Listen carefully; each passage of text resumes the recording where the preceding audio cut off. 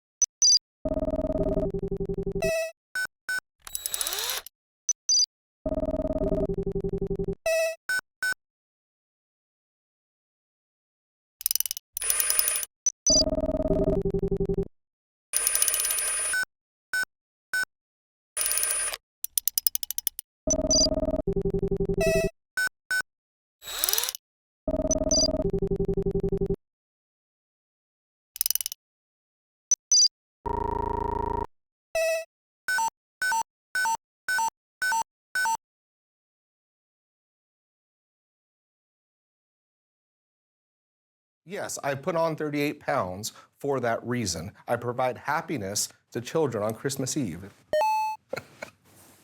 Nobody can control Is a this bug. the car that had the fly, the dead fly in it? Oh, no, I don't think so. You don't think so? Okay. I'm 58. I could live to be 108. My grandma was. Granny Russell. No, I think you're getting confused, but it's okay. I Did you understand. panel paint this car? Yeah. Did you? If you look at it like that, it probably does look like a lot of those things had hidden meanings. But honestly, those were 100% random. Nick, this is where you do the 5 Pinocchios.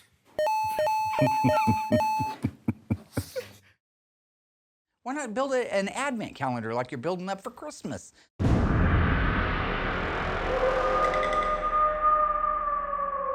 You go in there, you get 5 or 6 coats of color. Because now that that's done, and now that it's going home to a new owner, the next chapter in its life begins now.